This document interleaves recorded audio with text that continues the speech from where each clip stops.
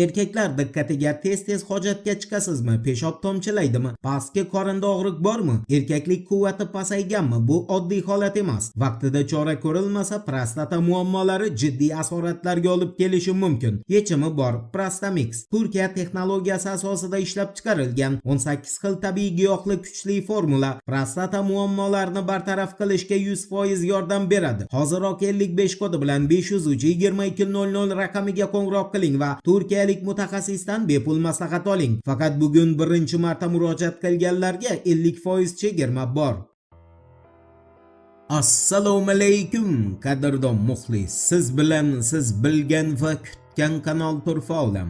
Ukrainani Strana agentligining xabar qilishicha 8-iyul kuni Ukrainaning Lvov shahrida majburiy safarbarlik tufayli shahar aholisi bilan harbiy komissariyat xodimlari o'rtasida yirik mojaro yuz berdi. Stranaga ko'ra, Lvovda bir nafar erkakni majburiy safarbar qilishga urinish ortidan harbiy komissariyatga qarshi keng ko'lamli norozilik boshlangan. Ko'p sonli odamlar harbiy komissariyat avtomobillarini o'rab olib, ularga qarshi xuddi harbiylar singari kuch ishlata boshlagan. Oqibatda olomon avtomobilni ag'darib yuborgan. Hodisa majburiy safarbarlik xodimlari Sixov tumanida 20 yoshli yigitni ushlab, uni kaltaklaganidan keyin sodir bo'lgan. Stranani bildirishicha, so'nggi vaqtlarda Ukraina qurolli kuchlari shaxsiy tarkib yetishmasligi muammosiga duch kelmoqda. Shu bilan birga safarbarlikka jalb qilinishi lozim bo'lgan fuqarolarni ushlash vaqtida harbiy komissariyat xodimlari tomonidan qo'llanilayotgan kuch ishlatish holatlari tez mojarolarga sabab bo'lib, jamoatchilik noroziligini keltirib chiqarmoqda edi. Shu bilan birga chaqiruv yoshidagi ko'plab fuqarolar harbiy xizmatga chaqirilishdan qochish uchun turli yo'llarni qo'llamoqda. Ular mamlakatdan noqonuniy chiqib ketishga urinmoqda. Harbiy komissariyat binolariga o't qo'ymoqda. Uylarida yashirinib ko'chaga chiqmaslikka harakat qilmoqda.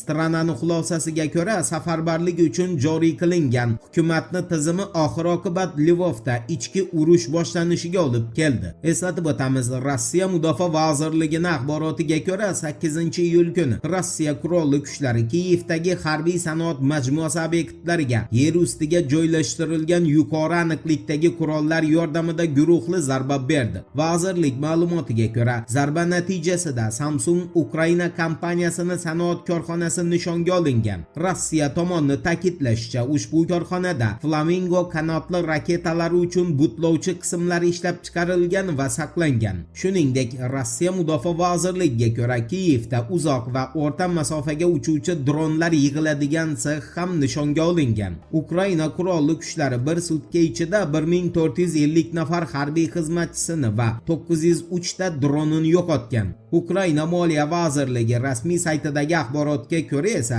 Rossiyaning 8-iyul kungi yo'qotishlari 1260 nafar askar, 4 ta maxsus texnika va 2074 ta dronni tashkil qildi. Endi Amerika Qo'shma Shtatlarining Eronga qarshi boshlagan yangi harbiy operatsiyasi haqida to'liq axborot beramiz. Diqqat bilan eshiting.